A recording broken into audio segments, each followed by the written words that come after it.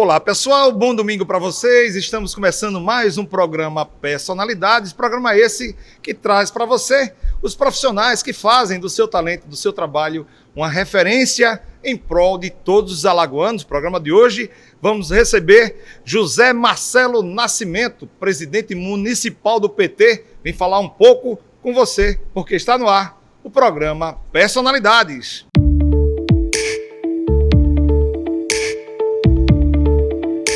Estamos de volta com o programa Personalidades e hoje recebendo aqui o presidente municipal do PT, José Marcelo do Nascimento. Vem aqui falar um pouco sobre esse partido, ano que vem, ano eleitoral, muita coisa boa para se conversar. Primeiro eu quero agradecer a sua vinda, Marcelo, e claro, perguntando para que você possa dividir com todos de casa, quem é José Marcelo do Nascimento. Seja bem-vindo. Obrigado, Neto. Obrigado, telespectadores. Desejar um bom domingo a todos vocês. Primeiro, dizer da minha satisfação de atender o seu convite para estar aqui no programa Personalidade, né? Em seguida, dizer que o José Marcelo do Nascimento, meu nome de batismo, né? O nome adotado pela dona Alzira, pelo seu Germano. Meus pais, em Matriz de Camaragibe, no interior de Alagoas, na realidade, muito honrosamente, né, aceito, né, incorporado por este que vos fala, né, mas que ao longo da nossa trajetória política, a gente, para simplificar, para ficar numa linguagem mais acessível e midiática, né, tem utilizado o nome de Marcelo Nascimento, né. Então é assim que a maioria das pessoas conhecem, desde a nossa trajetória na Igreja Católica, no Seminário Salesiano, depois a militância no movimento comunitário e há uns 20 anos atrás, um pouco mais de 20 anos atrás, no Partido dos Trabalhadores. E aí você fala do Partido dos Trabalhadores, claro, 28 anos de partido, realmente é um verdadeiro militante, eu diria um dinossauro, né, do PT, mas antes de falar do PT, eu queria saber de que forma você foi parar no PT ou de que forma você foi inserido na política? Neto, na realidade foi quase que uma escolha natural. Eu, com 16, 17 anos, eu fui para o Seminário Católico em Recife, né, um seminário salesiano. Tive a oportunidade de estudar, né, não só filosofia, teologia, né, ter o primeiro contato com as ciências humanas e religiosas, e foi a partir desse aprendizado que veio, na época, conheci muitos padres religiosos ligados à teologia da libertação. Você, como religioso, também conhece a teologia da libertação, e eu sempre me inspirei na teologia da libertação. Então, a teologia da libertação, que tem como matriz principal a inclusão social, o respeito aos direitos humanos, os direitos da pessoa humana, né? Então, a escolha pelo Partido dos Trabalhadores foi praticamente em razão dessa minha trajetória ligada à valorização, à defesa do ser humano, né? Uma pessoa que sempre fui muito religioso, até hoje me mantenho religioso, não de frequentar estabelecimentos, mas assim, no meu ciclo de amizade, muitos padres religiosos, pessoas que vêm desde a minha trajetória no Recife até aqui em Maceió. Então, o PT veio exatamente no momento, em 93, quando eu voltei para Alagoas, né? Comecei a me engajar no movimento comunitário, fundei uma associação de moradores, depois fundei o Partido dos Trabalhadores lá no município, fui o primeiro presidente municipal em Matriz de Camaragibe. E depois, quando tive a oportunidade de me mudar para Maceió, retomei a militância aqui no município de Maceió. E hoje eu tenho a grata satisfação, Neto, de dizer que eu sou muito orgulhoso de representar os filiados e as filiadas do Partido dos Trabalhadores aqui no município de Maceió, pessoas que eu tenho muito respeito, muita admiração, e tenho feito de tudo para honrar esse mandato que foi ortogado pelos filiados, mais de 5 mil filiados e filiadas do PT aqui no município de Maceió. Nem sempre foi tão fácil, né, Jânio? O Jânio acompanhou um pouco aí, desde das campanhas mais difíceis, né? Onde a gente fazia no limão a limonada, né? Mas, graças a Deus, nós chegamos à presidência da República com Lula, né? Elegemos deputados, agora recentemente vereador em Maceió, né? Enfim, é uma trajetória de reconhecimento, o povo reconhecendo realmente quem está do seu lado, quem defende os seus direitos efetivamente. em falar do PT, eu acho que nós temos muita coisa nesse programa para debater, né? Eu acho que estamos num momento muito difícil no Brasil, onde é como se fosse CSA e CRB, ou é Bolsonaro, ou é PT, ou Lula, e é um momento de muita reflexão para que eu digo que esse momento tem sido, Marcelo, tão difícil que está atingindo as famílias, né? Pessoas saindo de grupo do WhatsApp, enfim, virou verdadeiramente um Brasil militante, seja lá por qual esfera. Eu perguntaria, você na condição do PT e diante de tudo que passou, né, durante esses 16 anos, essas denúncias que foram feitas pelo candidato Lula, claro, e a sua equipe, e de repente você enxerga um novo PT renascendo, eu perguntaria, na sua opinião, Marcelo, você acha que é a mesma coisa diante do desgaste que o partido teve? Na realidade, o PT é um partido, um dos partidos de esquerda mais antigo, o primeiro partido de esquerda que agora completou aproximadamente 100 anos, o PCB, o Partido Comunista Brasileiro, né? E o PT veio numa leva logo em seguida, né? O PT e o PDT, né? São partidos que foram fundados no mesmo período, né? No período de redemocratização, né, início da década de 80, e hoje nós temos 41 anos de história e de atuação. Claro que depois dos 40, todos nós temos que fazer uma reflexão na nossa vida, né? Dos nossos caminhos, os caminhos que a gente quer percorrer daqui para frente, né? Fazer uma avaliação do que se passou na nossa história, das relações interpessoais que todos nós temos, familiares, etc.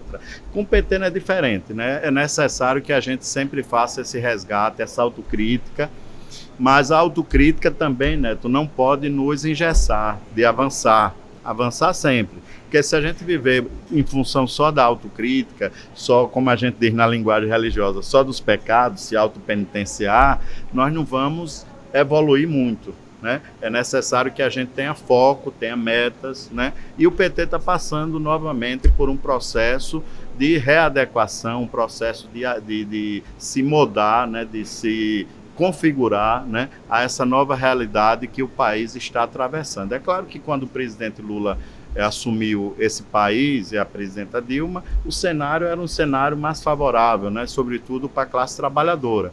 Hoje nós temos um cenário muito crítico, a pandemia agravou mais ainda, ou seja, além da crise política que se assolou no nosso país, né, com o governo de Bolsonaro, a pandemia trouxe uma crise sanitária sem precedente, então é aquilo que você está falando, né? As pessoas estão em conflito, né, quase que cotidianamente, porque não é só a questão da crise política, tem a crise também, o pânico, o estresse, né? Muita gente, muitos parentes nossos, eu, por exemplo, perdi uma irmã o ano passado, também vítima de Covid, e tudo isso mexe com o psicológico, mexe com a autoestima das pessoas. Então, esse momento crítico que nós estamos atravessando é um momento que requer escolhas, né, escolhas acertadas e reflexões. Então, por isso que essa polarização existe, mas principalmente ela existe em função de um bloco que está aí governando o país de uma forma muito questionável. Você deve ter acompanhado os jornais hoje. O presidente Bolsonaro se reuniu, recebeu a neta de um ex-ministro de Hitler. Inclusive, a Associação Israelita Brasileira já divulgou uma nota repudiando um chefe de Estado fazer um aceno desse e tal, de forma que hoje nós estamos nessa polarização entre aqueles que estão indignados com essa realidade, que pensam diferente, que promovem a dignidade, promovem a igualdade social, e aqueles que, por outro lado, promovem a desagregação social, né? Você falou que, claro, o PT está se remodelando, está se ajustando, né, que é normal, como você mesmo falou. Eu perguntaria, Marcelo, onde foi que o PT errou? Na sua concepção, como membro, claro, presidente municipal do PT, durante esses 16 anos, essa pergunta eu fiz ao Paulão, e ele respondeu, eu achei até legal a forma que ele respondeu. Eu quero ver a sua resposta. Se eu perguntasse, claro, vou perguntar aqui, dividindo com o pessoal de casa, onde foi o maior desgaste, o maior erro do PT, você como membro há 28 anos desse partido? Olha, o principal erro do PT foi não fazer o que deveria ter sido feito. Nós tivemos muitos acertos, né? O PT inverteu as prioridades sociais desse país, o PT promoveu o desenvolvimento econômico, a reforma intensificou a reforma agrária nesse país, fez uma revolução na questão da educação pública, porque eu lembro na minha época que eu morava aqui no interior de Alagoas, você só tinha duas opções: ou prestava vestibular extremamente concorrido na UFAL, ou então pagava uma faculdade particular no SESMAC. Não existia outra faculdade particular. Como eu vinha de uma família humilde, né, pobre do interior de Alagoas, naturalmente a minha opção era pela universidade pública, mesmo com muita concorrência e tal. O que é que o Lula fez? Ampliou os campos em Alagoas. Hoje nós temos, nas principais cidades polo de Alagoas, nós temos campos da UFAL, campos da Faculdade Estadual, nós temos campos da Uncisal aqui em Maceió, as escolas técnicas, antigas escolas técnicas, hoje IFAL. Tem 25 IFAL campos espalhados pelas cidades polo do estado de Alagoas, que foram conquista do governo de Lula e de Dilma. Então as oportunidades, Neto, na época de Lula e Dilma, se ampliaram para todas as pessoas, sem distinção de classe social. E aí, veja bem, esse foi um ponto de acerto. Onde é que nós erramos? Quando a gente deixou, por exemplo, de fazer uma reforma tributária nesse país, né? Onde os ricos não pagam impostos, os proprietários de grandes fortunas nesse país não pagam imposto. Então, essa reforma, embora o governo do PT, faça uma ressalva aí, não tinha correlação de força naquele momento para tocar reformas estruturais como essa. Nós tínhamos na base do presidente Lula, por exemplo, em torno de 150 deputados e deputadas, genuinamente de esquerda. Fora aqueles do Centrão, né, que chegavam próximo ao governo quando tinham interesses específicos, etc. Quando juntava com esse, tinha um pouquinho mais de gordurinha, né?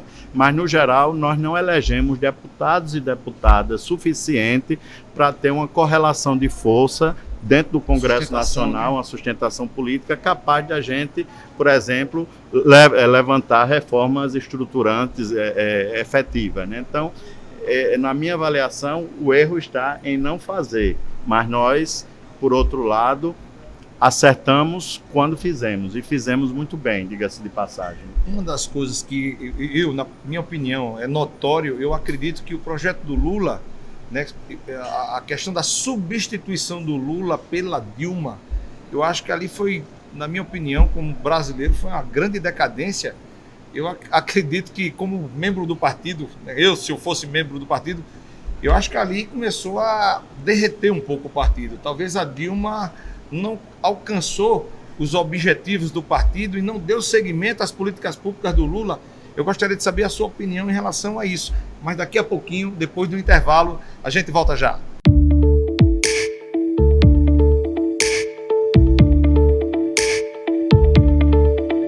Começou o Alerta Laranja da Economia Carajás. A hora de comprar barato é agora. Venha logo! Piso tipo A Sedasa, R$ 29,90. Telha PVC Colonial Precon, R$ 129,90. Conjunto acoplado com kit instalação Selite, R$ 489,90. Ar-condicionado Split Elgin 9.000 BTUs, R$ 1.399,90. Alerta Laranja da Economia Carajás. Aproveite que é só neste final de semana. Carajás, compre na loja, no Televendas, no app ou no site.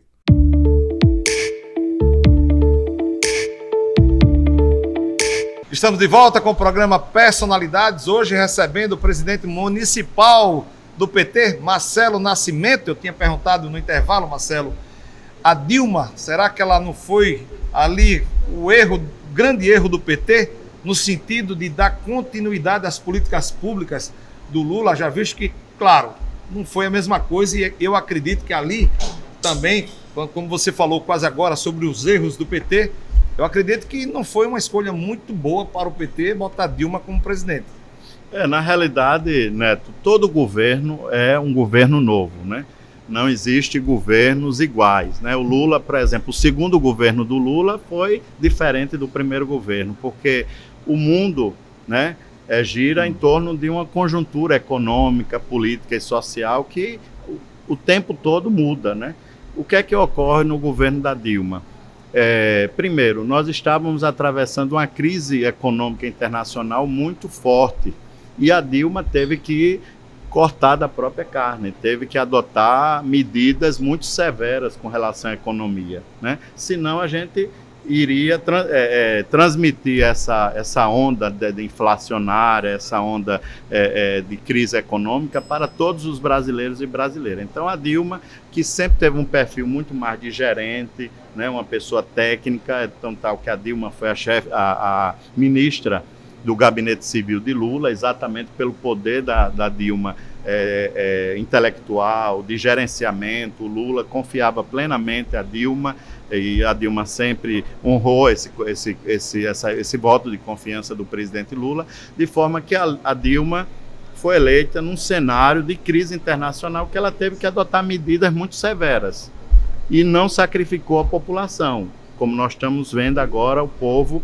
passando fome, né? O retorno da fome no nosso país, os insumos de consumo totalmente inflacionados, o botijão de gás, a alimentação, o arroz, o feijão, todos esses insumos básicos de consumo estão com valores totalmente inflacionados. Então a Dilma, ela herdou um país que não foi necessariamente culpa do presidente Lula, né? Como o povo de Lula foi um pai, principalmente por mais pobres, e Lula teve realmente esse olhar, mas a Dilma precisou adotar, como técnica que ela que nunca tinha sido vereadora nem deputada, apenas ministra de Estado, aliás, foi secretária numa gestão lá no Rio Grande do Sul, mas a Dilma, na realidade, ela utilizou dessa ferramenta que ela tinha sob suas mãos, que era exatamente o poder de planejamento, né, para que o nosso país não pudesse ter uma crise aguda, né?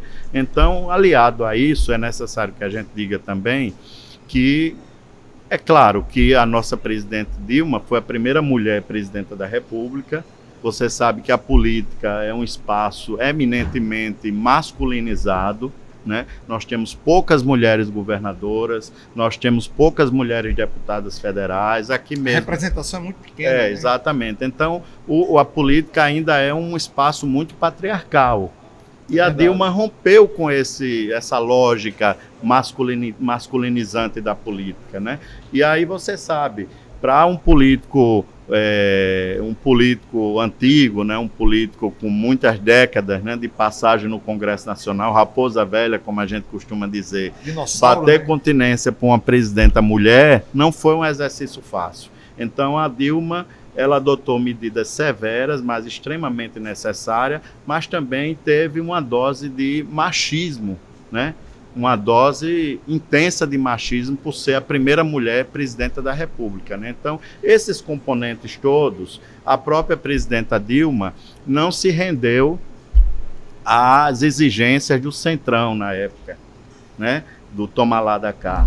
Ela disse, não, eu prefiro passar por um processo de impeachment, mas vou passar de cabeça erguida, de que me sujeitar a estar comprando voto de deputado, de senador, etc., para ter a maioria, a governabilidade no Congresso Nacional. Então, tem uma série de fatores que a gente precisa analisar com calma, né? Mas assim, a Dilma, eu lhe digo, porque conheço também pessoalmente, é uma mulher extremamente digna, né? Uma pessoa honesta, né? Não, é tão verdade que não existe nenhum processo, nenhuma acusação judicial contra a própria presidente Dilma. Tinha uma única, que era aquela questão lá das pedaladas, que Dilma foi inocentada, de forma que Dilma é um patrimônio em termos de ética, né, da sociedade brasileira, e assim nós tivemos o grande prazer e a satisfação de ter uma primeira mulher presidenta da República, que foi a nossa companheira Dilma.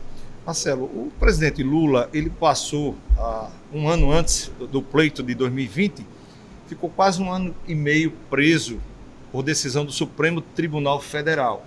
Esse mesmo Supremo o inocentou, dando agora, claro, os direitos políticos dele. Eu perguntaria, o PT pretende judicializar, seja lá, e buscar esse grande prejuízo que foi acarretado ao partido?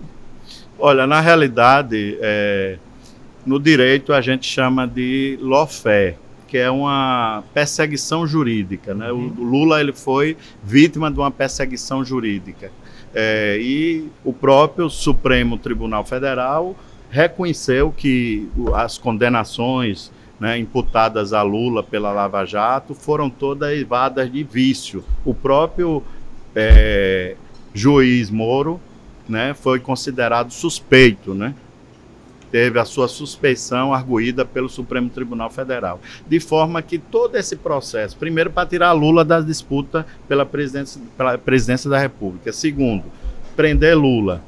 Terceiro, condenar Lula em mais de 15 processos, inclusive, né? Do sítio de Atibaia, que não era do Lula, de não sei o quê, pererei o tempo todo. E assim, o modus operandi, Neto, se repete ao longo da história. Não sei se você sabia, na época, Juscelino Kubitschek foi acusado de corrupção naquela obra que ligava o Brasil ao Paraguai, aquela ponte, né? E, inclusive, levou à cassação de Juscelino Kubitschek. Inclusive dizendo que ele tinha comprado um apartamento em Ipanema.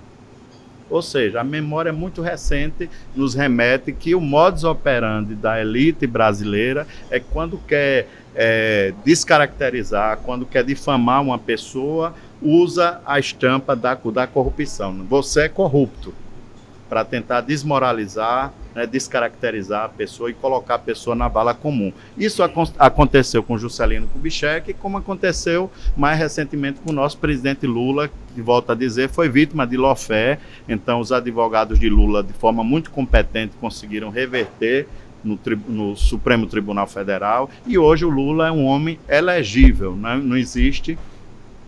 Não existe nenhuma esfera judicial, nenhum processo, né, nenhuma condenação transitada e julgada, porque é necessário que a gente destaque aqui, porque às vezes a gente quer que as pessoas sejam imediatamente presas. Verdade. Ou seja, uma condenação sumária, sem ter o legítimo direito de defesa de contraditório que está assegurado na nossa Constituição. Inclusive, a nossa Constituição defende a presunção da inocência, que é exatamente você ser julgado, esperar o julgamento na última corte, né, no caso do Supremo Tribunal Federal, para poder ter um veredito final sobre se a pessoa teve culpa ou não. Então, é necessário que a gente se atenha ao que reza a nossa Constituição Federal. Lula foi muito perseguido, a gente sabe que o objetivo realmente foi político, de tirá-lo do páreo, né? Tirar Lula da disputa, né? Isso favoreceu alguém que alegou ter levado uma facada na véspera das eleições, e agora nós estamos na disputa. Lula desponta como preferido nas pesquisas, já iniciou as tratativas de diálogo político, porque o PT sozinho não governa esse país, né? Nós temos em cerca de 60 deputados federais, deputados e deputadas, nós precisamos de outras forças políticas para governar. O PT tem clareza disso, o PT não quer ser hegemônico, nem pode, se quiser ganhar a presidência da República. Mas uma coisa eu lhe asseguro, nós precisamos mudar esse cenário que está aí. E é para já, porque não tem mais, a crise está chegando na nossa porta. Você sabe que até alguns anos atrás nós não tínhamos pessoas pedindo comida nas portas. Hoje é uma coisa que diária, toda hora tem gente pedindo comida nos sinais de trânsito, nas nossas portas. E isso demonstra que nós estamos num processo de retrocesso, né? Em termos de humanização, em termos civilizatório, e não dá para a gente retroceder. Nós temos que avançar no sentido de garantir um país para todas as pessoas, independente de classe social. Você falou que um dos fatores que a Dilma sofreu foi exatamente a desaceleração financeira a nível do mundo, né? Eu perguntaria, Lula ganhando, essa desaceleração existe, claro, até os próximos 5 anos vai existir por causa da Covid. A Covid parou o mundo. O Lula tem a capacidade de voltar a ser o Lula do passado? Olha, nós não somos nunca quem nós fomos, né? Nós sempre acrescentamos alguma coisa, boa ou ruim, as nossas trajetórias, né? No caso do Lula, eu acho que esse processo, esses 500 dias que o Lula passou na prisão, na Polícia Federal em Curitiba, serviu para ele verificar que nem todo mundo é amigo, nem todo mundo que diz que é amigo, nem todo mundo que diz que é parceiro. Nós temos, usando uma terminologia bíblica... O inimigo mora ao lado, exatamente, né, história, né? Usando uma terminologia bíblica, nós temos que distinguir o joio do trigo. E hoje eu acredito que o Lula, no auge dos seus mais de 70 anos, está mais do que maduro para compreender que quem é quem, né? Quem foi solidário na época que ele mais precisou, quando estava encarcerado lá em Curitiba, quem chegou junto, prestou solidariedade, defendeu a inocência de Lula, né? E quem se aliou com o que há de pior no nosso país. Então, hoje nós estamos, posso dizer, né, pelo conjunto do Partido dos Trabalhadores, estamos preparados para voltar ao poder. Claro, o PT lançou em 2018 um Plano Nacional de Reestruturação. Quem ainda não acessou, eu recomendo que entre no site pt.org.br, veja quais são as propostas do PT para um novo Brasil, para as mudanças que o Brasil precisa. Então lá está, com assessoria de muitos economistas, muitas pessoas das diversas áreas importantes da nossa estratégica do nosso país, nós estamos apresentando um plano para salvar o Brasil, né? Não no sentido de heróis, ninguém está aqui querendo ser herói, o salvador da pátria, o Superman, né? De jeito nenhum, mas como alguém que já governou esse país e conhece o país. E o Lula, né, tem anos de estrada, né, aqui nesse país. O PT, diante de toda essa diversidade, ele também sofreu, né, trazendo agora o PT para o nosso estado, sofreu também seus abalos aqui com a saída do próprio Judson, que era um militante ferrenho, né, tanto quanto você o é. Eu perguntaria, com toda a diversidade, vocês ainda conseguem eleger um vereador, o único vereador da esquerda? E aí, tratando já de 2022, estamos quase encerrando o nosso programa, como vem o PT para 2022? Olha, nós temos boas expectativas, né? Como você falou, nós saímos de uma eleição agora recente, elegendo o único partido de esquerda que elegeu um vereador aqui em Maceió, mas não foi uma tarefa fácil, porque nós pensamos com muita antecedência, com mais de um ano de antecedência, colocamos os melhores quadros do Partido dos Trabalhadores nas candidaturas a vereador e a vereadora, né? Colocamos também um candidato a prefeito de Maceió, Ricardo Barbosa, e isso tudo foi fruto desse planejamento, né? Enfim, de todo esse mutirão, digamos assim, que foi feito internamente dentro do PT. Então, o PT saiu do ostracismo na Câmara Municipal. Nós temos um deputado federal que honra muito o Partido dos Trabalhadores, já esteve aqui com você, né, em entrevista, enfim. E estamos também construindo uma chapa de deputado estadual, né? Já temos, inclusive, mais de 15 pessoas escaladas nessa chapa de deputado estadual. Hoje o PT faz um deputado estadual e está trabalhando para fazer o segundo, né? Mas essa é uma operação que a gente está fazendo sem muito alarde, né? Sem um holofote, né? Muito tranquilo. Caladinho, né, Marcelo? Exatamente, porque é aquela coisa, né? Para vereador a gente fez assim, né? E deputado e teve êxito, né? E deputado estadual e federal não será difícil. Não será diferente, né? Mas é uma tarefa difícil, você sabe disso, que voto não é uma coisa fácil de conquistar, sobretudo para quem é de esquerda, para quem não compra voto, né? Não adere ao toma lá da cá, né? Então são votos realmente conscientes de pessoas que ideologicamente querem ter um representante de esquerda, tanto no parlamento estadual quanto no parlamento federal. Uma das coisas também que é extremamente importante e vale salientar é a fidelidade do PT Alagoas com o governador Renan Filho. Essa parceria também para 2022 já pode se tornar aqui para todos nós do programa já consolidada? Olha, o governador Renan Filho e o senador Renan Calheiros foram pessoas muito solidárias ao presidente Lula. No momento que Lula mais precisou de solidariedade, o governador foi lá em Curitiba, o senador se deslocou de Brasília até Curitiba, esteve o tempo todo ao lado do presidente Lula, oferecendo solidariedade, apoio jurídico, político, inclusive. Então, não temos como negar que aqui em Alagoas, o palanque de Lula possivelmente terá esses dois importantes aliados, né? Inclusive que o próprio presidente Lula, né, quando a gente conversa com ele, disse: Renan, como é que tá? Eu digo, os Renans, o senhor quer dizer, né? Ele tem um carinho muito especial, tanto pelo governador quanto pelo senador. Então, estamos trabalhando, né? Eu acredito que deveremos formar um palanque aqui à altura para recepcionar o presidente Lula. Marcelão, eu quero agradecer em nome de todos nós que fazemos o programa Personalidades. Estamos encerrando o nosso programa, mas eu gostaria que você olhasse para aquela câmera ali. Algo que eu não perguntei, que você gostaria de conversar com a sua militância do PT? Olha, primeiro deixar um grande abraço em todos os companheiros, todas as companheiras, dizer que esse ano de 2021 é um ano que nós precisamos arrumar a casa, porque o próximo ano nós vamos ter uma tarefa muito difícil, né? Ganhar a presidência da República, né? Enxortar esse pessoal que se empoderou do país de forma muito questionadora, né? De forma preconceituosa, racista, misógina, né? Esse projeto de fascismo que se instalou no nosso país não é do agrado dos homens e mulheres de bem dos brasileiros e brasileiras. Portanto, companheiros e companheiras, um grande abraço em todos, estamos juntos aí, a militância do PT não foge à luta, mas também tem várias pessoas simpatizantes, você, né, enfim, que também estão junto conosco nessa luta aqui para a gente levantar as verdadeiras transformações que esse país precisa. Nós desejamos uma boa sorte para você, para o deputado Paulão, que vem fazendo realmente um bom trabalho. Quem não acompanha o trabalho do Paulão, é só ir lá no Instagram dele que você vai acompanhar. Muitas vezes o político não é tão percebido, mas é só ir na rede social que você vê o que é que ele faz. O Paulão não usa de propaganda, destaque nas redes sociais.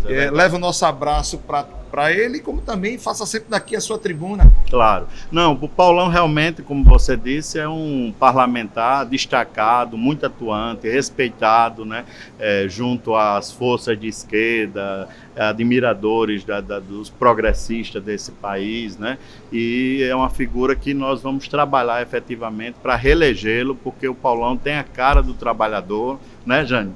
Tem a cara da classe trabalhadora brasileira. Então é isso. Vamos à luta. É isso aí, pessoal. Conversamos com o presidente municipal do PT, nosso amigo Marcelo, que veio aqui conversar com vocês. Marcelo Nascimento, trazer as suas ponderações em relação ao Partido dos Trabalhadores. Espero que vocês, militantes, tenham gostado do nosso programa. Lembrando que esse programa tem o apoio cultural dessa casa maravilhosa, Restaurante Brasileiro. Marcelo, daqui a pouquinho vamos tomar um chopp, né, do Brasileiro?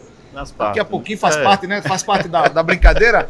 Então, você que ainda não conhece Restaurante Brasileiro, venha tomar um chopp, o melhor chopp da cidade se faz presente aqui, tá bom? Lembrando também que a Carajás Home Center apoia nosso projeto de comunicação. Se você quer comprar seu material de construção, já sabe, o melhor lugar é a Carajás. Se você ainda não segue nossas redes sociais, vai lá, @programa de personalidades, conforme está aí abaixo do vídeo. Também @Cada Minuto, portal Cada Minuto, ou então vem com seu amigo @Neto Alto. Será um prazer recebê-lo nas minhas redes sociais, tá bom? Quero agradecer a equipe da 082, na pessoa do Jânio, agradecer também o nosso diretor técnico, Maciel Rufino, agradecer Cacau Ventura, da Band, e também Carlinhos Melo, do Cada Minuto. E dessa forma estamos encerrando mais um programa Cada Minuto no dia de hoje, na certeza de reencontrá-los no próximo domingo, se Deus quiser. Um grande abraço para você e para toda a família. Tchau, pessoal! Valeu!